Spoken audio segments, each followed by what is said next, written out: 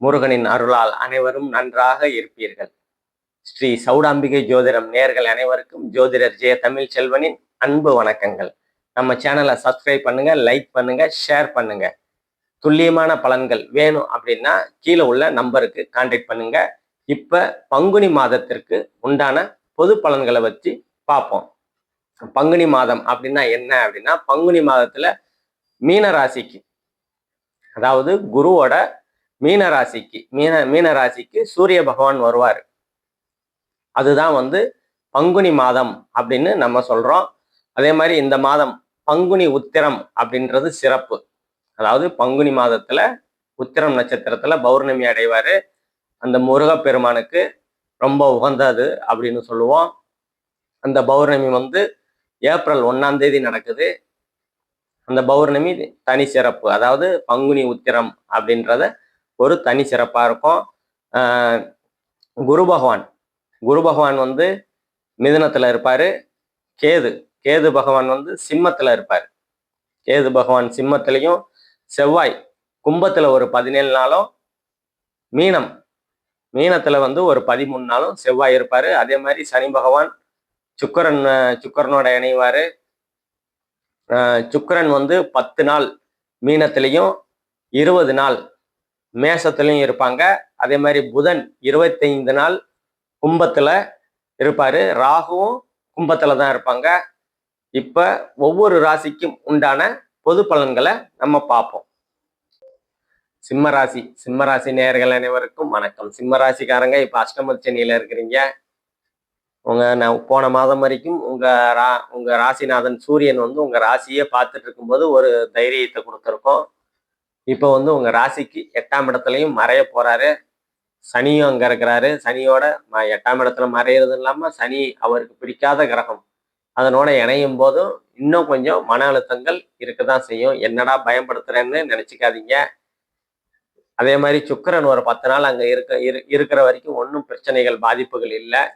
அதனால இந்த காலகட்டத்தை கொஞ்சம் கவனமா கடந்து போகக்கூடிய காலகட்டங்களா தான் இது உங்களுக்கு அமையும். என்னதான் இருந்தாலும் 11ஆம் இடத்துல குரு பகவான் இருக்கிறாரு. மூத்த சகோதர சகோதரிகளால அனுகூலங்கள் ஆதாயங்கள் கண்டிப்பா இருக்கும். அதே மாதிரி 5ஆம் இடத்தை 11ல இருந்து உங்க குரு பகவான் 5ஆம் இடத்தையும் பார்க்கிறாரு.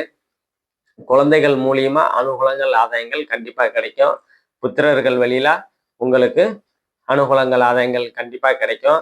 அதே மாதிரி உங்க 7ஆம் இடத்தையும் குரு பகவான் பார்க்கறதுனால கணவன் மனைவி கிட்டேயே இருந்து உங்களுக்கு ஆதரவுகள் கண்டிப்பா கிடைக்கும். அதாவது மூத்த சகோதர சகோதரிகளால ஆதரவு பிளஸ் குழந்தைகள் பிளஸ் கணவன் மனைவி இந்த பாவகங்கள் எல்லாம் குரு பகவான் பார்க்கறதுனால இதெல்லாம் உங்களை காப்பாற்றக்கூடிய தன்மைகள்ல இருக்குதுன்னு அர்த்தம். அதே மாதிரி 2ஆம் இடத்தை 8ஆம் இடத்துல இருக்கிற சனி உங்க 2ஆம் இடத்தை பார்ப்பாரு. பொருளாதார ஸ்தானம், தனம் குடும்பம் வாக்குஸ்தானம்னு சொல்லுவோம். அதை பார்க்கும்போது பொருளாதாரத்துல ஒரு தடைகளை கொடுப்பாரு. அதே மாதிரி யாருக்கும் வாக்கு கொடுக்காதீங்க. வாக்கு கொடுத்தீங்கன்னா அதை நிறைவேற்றக்கூடிய தன்மைகள் அந்த அளவுக்கு உங்களுக்கு இந்த காலகட்டத்துல சனி பகவான் கொடுக்க மாட்டாரு. அதே மாதிரி உங்க ராசிக்கு 3ஆம் இடத்தையும் குரு பகவான் பார்க்கறதுனால இளைய சகோதர சகோதரிகளால அனுகூலங்கள் ஆதாயங்கள் உங்களுக்கு கண்டிப்பா கிடைக்கும். அதே மாதிரி எழுத்துத்துறை, கவிதை, கட்டுரை, விளையாட்டுத்துறை அந்த துறைகள்லாம் கொஞ்சம் ஒருபடி உயரக்கூடிய அமைப்புகள் கண்டிப்பா இருக்கும். தைரியம், தன்னம்பிக்கை கண்டிப்பா கிடைக்கக்கூடிய, ஏன்னா குரு பகவான் 3ஆம் இடத்தை பார்க்கறதுனால தன்னம்பிக்கை, தைரியம் கொடுக்கக்கூடிய அமைப்புகள்ல கண்டிப்பா இருப்பாரு.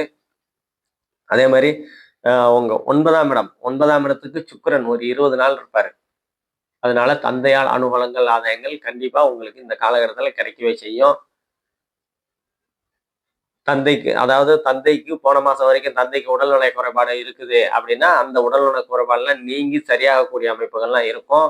அதே மாதிரி தந்தை வழி வந்தவர்களால் உங்களுக்கு அனுகூலங்கள் ஆதாயங்கள் கண்டிப்பா இருக்கதான் செய்யும்.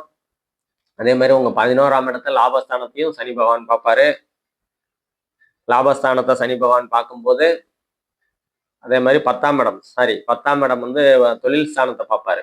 9ஆம் இடம் சுக்கிரன் இருக்கிறாரு. 10ஆம் இடத்தை சனி 3ஆம் பார்வையா பார்க்கறதுனால தொழில்கள் கொஞ்சம் டல்லா போகக்கூடிய அமைப்புகள் இருக்கும். இந்த காலகட்டத்தில் மேற்கொண்டு தொழில்கள்ல முதலீடு போடாம இருக்கிறது உங்களுக்கு ஒருவித நன்மையை கொடுக்கும். புதிதாக தொழில் தொடங்கணும்னா கொஞ்சம் பார்த்து, ஏன்னா அஷ்டமதி சனி நடக்கிறதுனால தொழில்கள் கொஞ்சம் பார்த்து ஜாக்கிரதையா தொடங்குறது உங்களுக்கு நல்லது. 1க்கு 2 முறை யோசனை பண்ணி செய்யறது நல்லது. நம்ம இப்ப பார்த்தது எல்லாமே பொது பலன்கள் தாங்க. துல்லியமான பலன்கள் வேணும் அப்படின்னா கீழே உள்ள நம்பரை கான்டாக்ட் பண்ணுவீங்க. நன்றி, வணக்கம்.